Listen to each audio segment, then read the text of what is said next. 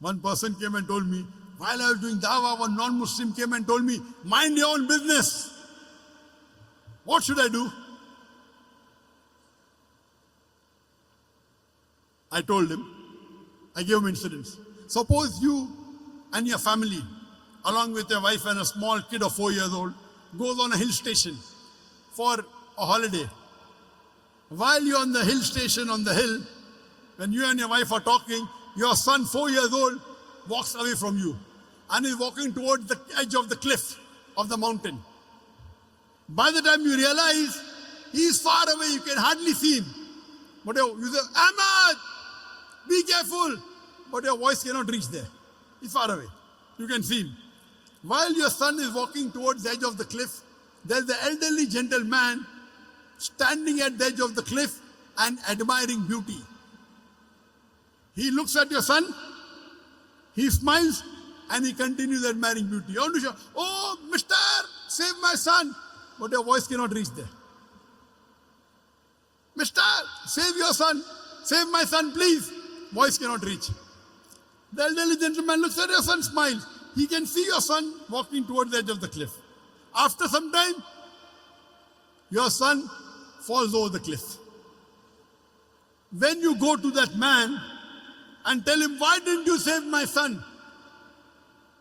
He gives the reply, I was minding my own business. And he's right. He did not push your son, did he? No. Did he tell your son to jump? No. So why should you blame him? He did not tell your son to jump. He did not push your son. Yet you will blame him and tell him, Allah gave him hikmah. He could have saved my son easily. He didn't even have to take a step forward. He only had to stretch his hand and my son would have been saved. Will you blame him or not? Yes or no? You will tell this person, my son is masoom. 4 years old, he doesn't know. This elderly gentleman could have easily saved him. He says, no, I was minding my own business. When anyone tells you, when you're doing dawah, that mind your own business, tell him, that's what I'm doing. I'm minding my business. It is the business of every Muslim to mind other people's business as far as deen is concerned. Let me repeat. When anyone tells you mind your own business while doing dawah, tell him, it is the business of every Muslim to mind other people's business as far as deen is concerned. كنتم خير أمة أخرجت للناس تأمرون بالمعروف وتنهون عن المنكر. We are the best of people because we enjoy what is good and we forbid what is wrong. That is what we are doing. We are doing our duty. We are enjoying the good and forbidding what is wrong. We are doing correct. Why you should feel shy? Why you should be ashamed? Imagine if you have a non-Muslim neighbor and you don't do dawah to him and he dies as a mushrik. On the day of judgment, Allah will ask him, did you accept Islam? He'll say, no. He said, no one told me. That's right, but didn't you get the message? Allah gives the message himself. He didn't accept Islam.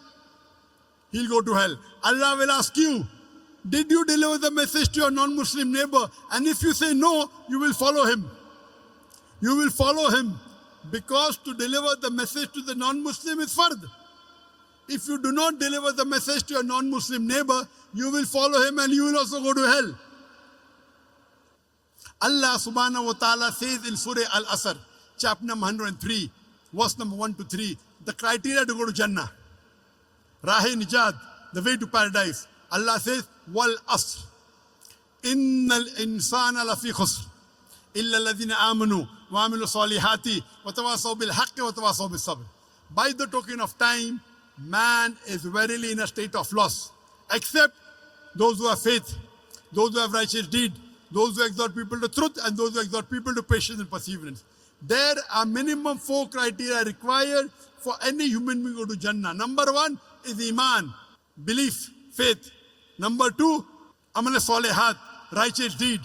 Number 3, Watawasaw bil Haq, inviting people to truth, doing dawah and islah. And the 4th, Watawasaw bil Sabr, inviting people to patience and perseverance. There are minimum 4 criteria required for any human being to Jannah. If anyone is missing, under normal circumstances, you shall not enter Jannah. You may be a very good Muslim. You may be praying 5 times a day. You may be having a mark on the forehead. You may be fasting in the month of Ramadan. You may be giving zakat. You may have gone for Hajj. But if you don't do dawah, according to Surah Al-Asr, chapter number 103, verse number 1 to 3, you shall not enter Jannah. You have to pass in all 4 criteria. If you only dawah is also, all 4 are important. Iman, righteous deed, dawah and islah, and inviting people to patience and perseverance. If anyone is missing, you shall not enter Jannah. All 4 are required. If you don't do dawah and Allah wants you to put you in Jannah, that's Allah's prerogative. He can forgive your sin and put you. But under normal circumstances, if you don't do dawah, according to Surah Al-Asr, you shall not enter Jannah. It's the fard, it's the duty of every Muslim that he should convey the message of Islam to those who are not aware of it. Dawah is fard in Islam. At least a part-time da'i.